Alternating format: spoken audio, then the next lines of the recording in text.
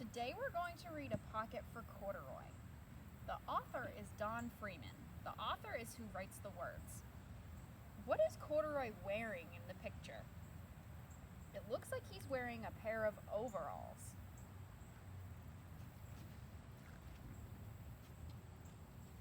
Late one summer afternoon, Lisa and her mother took their laundry to the laundromat. As always on such trips, Lisa carried along her toy bear, Corduroy. The laundromat was a very busy place at this hour. Now, Corduroy, you sit right here and wait for me, Lisa said. I'm going to help with our wash. Corduroy waited patiently, or nicely. Then he suddenly perked up his ears. Lisa's mother was saying, "Be sure to take everything out of your pockets, Lisa dear. You don't want your precious things to get all wet and soapy." "Pockets," said Corduroy to himself. "I don't have a pocket." He slid off the chair. "I must go find something to make a pocket out of," he said, and he began to look around. I wonder what he's going to use to make a pocket.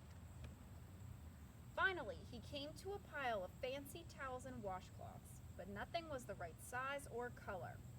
Then he saw a huge stack of colorful clothes in a laundry bag.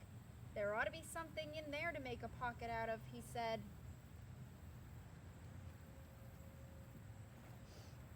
Without hesitating, he climbed inside the bag, which was filled with pieces of wet laundry. The dampness didn't bother Corduroy in the least. "This must be a cave," he said, sighing happily. "I've always wanted to live in a dark, cool cave." When the time came for Lisa to fetch her bear, he was gone.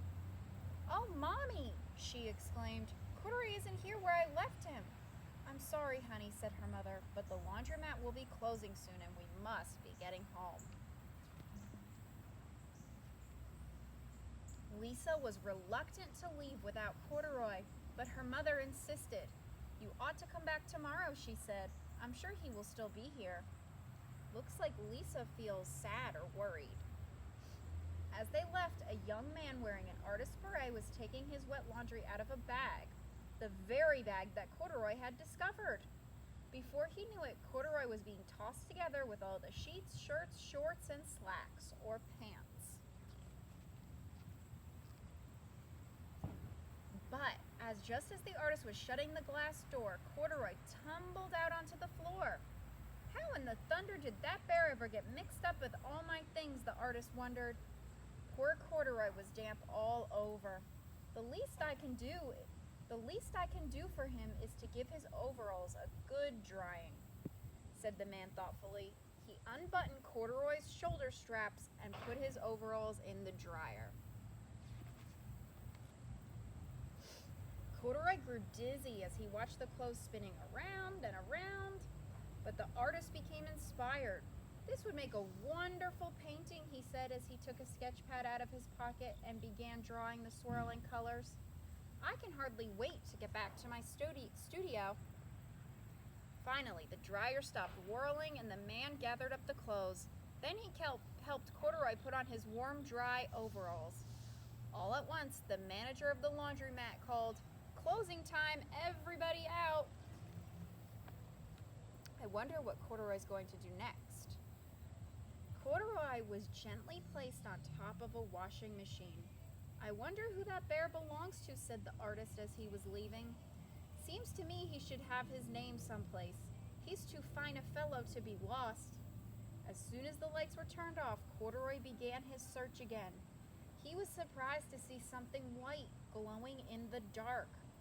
"Maybe it's snow," he said excitedly. "I've always wanted to play in the snow." He accidentally tipped open the open-lidded box, and suddenly he was covered with soft, slippery snowflakes. Gradually, Corduroy began to slip and slide. "Oh, what fun," he said with a smile. "I've always wanted to ski down a steep mountain slope." It looks like he thinks the soap is snow. He landed paws first in an empty laundry basket. "This must be a cage," he said, peeking through the bars. "I've never wanted to live inside a cage like a bear at the zoo." By now, Corduroy felt drowsy or tired, and soon he nodded off to sleep. Next morning, when the manager came to open the door of the laundromat, there Lisa was waiting.